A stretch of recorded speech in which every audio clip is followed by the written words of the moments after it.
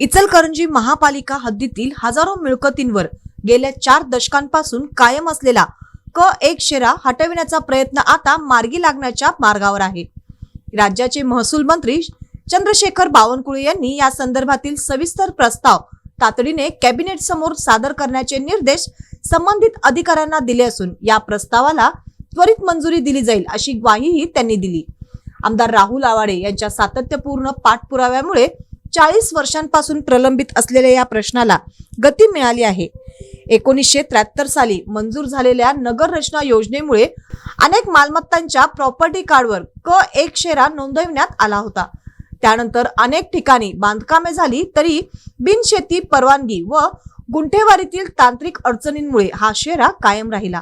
परिणामी मालमत्तांचे हस्तांतरण, कर्ज प्रक्रिया आणि खरेदी विक्रीमध्ये मोठ्या अडचणी निर्माण होत होत्या।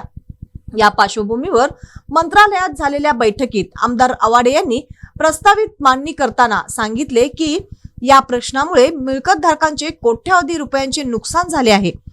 सारथी संस्थेमार्फत करण्यात आलेल्या GIS मॅपिंग मध्ये आणि प्रत्यक्ष जागेवरील मोजणीमध्ये 1 ते 2 मीटर पर्यंत फरक आढळला असून काही ठिकाणी 400 चौरस मीटर पर्यंत तफावत असल्याचेही निदर्शनास आले।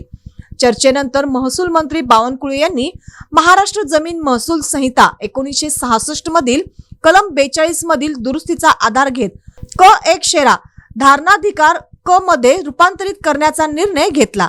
यानुसार रेडी रेनर दराच्या 10% शुल्क भरल्यानंतर संबंधित मिळकत फ्रेहोल्ड करण्यात येणार आहेत।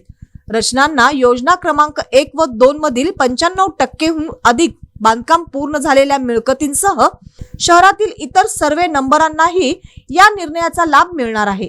या बैठकीस प्रशांत भोसले, प्रांताधिकारी दीपक शिंदे, अप्पर तहसीलदार महेश खिलारी, महापौर उदय धातुंडे, जिल्हा परिषद सदस्य महेश पाटील तसेच भूमी अभिलेख विभागाचे अधिकारी उपस्थित होते।